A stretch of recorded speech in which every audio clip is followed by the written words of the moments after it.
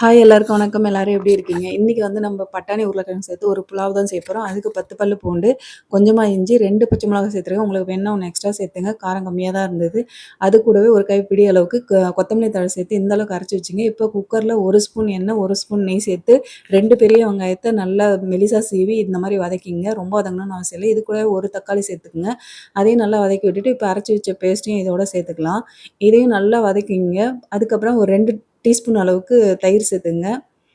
தயிர் சேர்த்துட்டு இது கூடவே வந்து பட்டாணி, உருளைக்கிழங்கு, கேபேஜ் இதை சேர்த்து நல்லா வதக்கி விட்டுங்க. இதுக்கு தேவையான அளவுக்கு சால்ட் இப்போ நான் சேர்த்துக்கிறேன். எனக்கு 1 1/2 டீஸ்பூன் அளவுக்கு சால்ட் தேவைப்பட்டது. இப்போ 1 டம்ளர் ரைஸுக்கு நான் வந்து 1 1/2 டம்ளர் தண்ணி வச்சுருக்கேன். இப்போ ரைஸ் வந்து நல்லா வாஷ் பண்ணிவிட்டு தண்ணியை நல்லா வடிகட்டி வச்சுருக்கோம். இப்போ ரைஸை சேர்த்துடலாம். சேர்த்துட்டு குக்கர் மூடியை போட்டு ஒரு விசில் வச்சுடுங்க. சூப்பரான புலாவ் ரெடி ஆகிடுச்சு. இதே மாதிரி நீங்களும் ட்ரை பண்ணி பார்த்துட்டு எப்படி இருந்ததுன்னு கமெண்ட்டில் சொல்லுங்கள். தேங்க்யூ.